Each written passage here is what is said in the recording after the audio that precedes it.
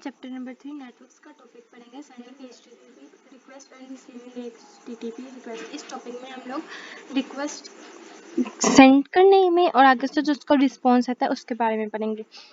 ठीक है, सबसे पहले the world wide web is a system of internet service. World wide web क्या है? एक सिस्टम है, कौन सा? इंटरनेट सर्वर का, जिस पे आप रिक्वेस्ट सेंड कर सकते हैं।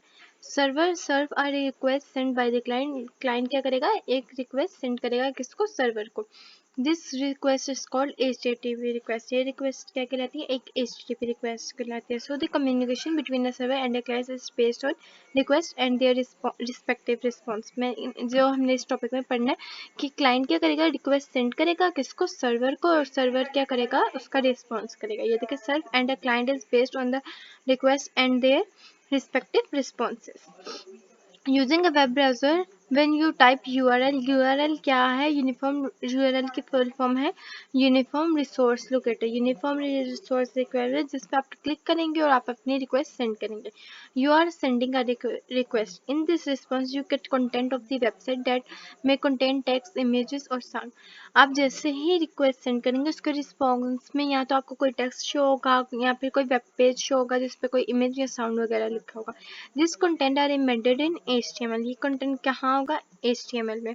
इन case your computer work on HTTP client. अगर आपका जो कंप्यूटर है वो HTTP क्लाइंट के थ्रू वर्क कर रहा है, where is the computer serving your web page is called HTTP server. जो आपका कंप्यूटर क्या कर रहा होगा? अब आप कंप्यूटर एज अ सर्वर आप अपना कंप्यूटर यूज कर रहे होंगे।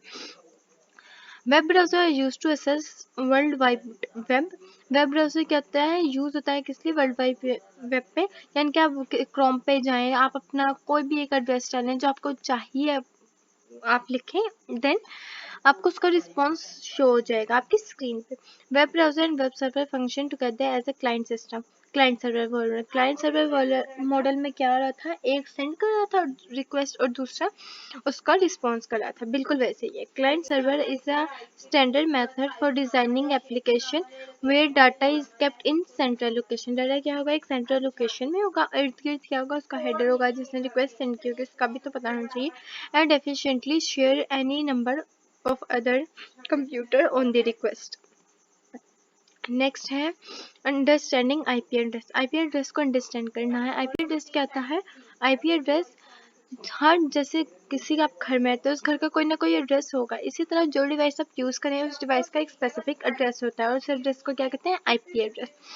IP address standard for the internet protocol address. It is uniquely identified that is associated with a device which is connected to the network. ये क्या है? एक नेटवर्क के साथ कनेक्ट होता है, आइडेंटिफाई, ठीक है, और इसको क्या कहते हैं? IP एड्रेस कहते हैं।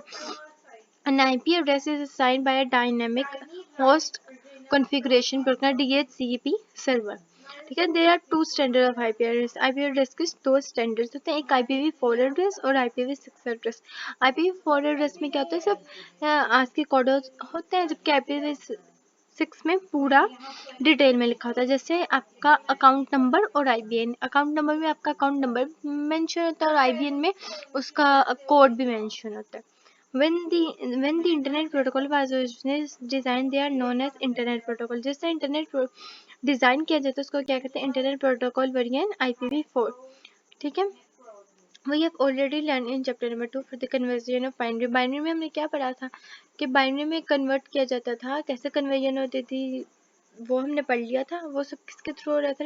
वो सब हो रहा था IPv4 के through. Are required for every group of IPv4। Convert करने के लिए उसका रिक्वायर्ड होता है IPv4।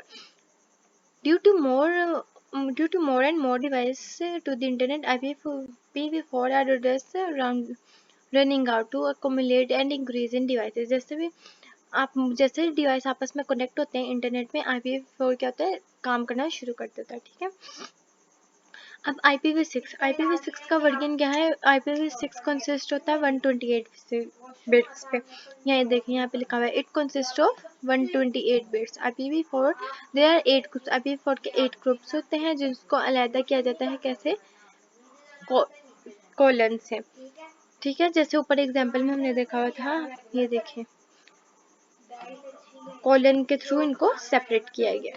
ठीक है, 1 हेक्साडेसिमल रिक्वायर 4 बाइट्स और 4 हेक्साडेसिमल 16 बाइट्स, यानी कि 4 मल्टीप्लाई 4 16 बाइट्स खुद बन जाती है। और वहीं अगर 8 ग्रुप होंगे तो 8 को अगर आप 16 से मल्टीप्लाई करेंगे 128 ग्रुप्स। एक ग्रुप में कितने होंगे, यानी कि 8 ग्रुप्स टोटल 128 बिट्स रिक्वायर। ये देखिए यहाँ पे लिखा हुआ है for 8 groups total 128 bits require.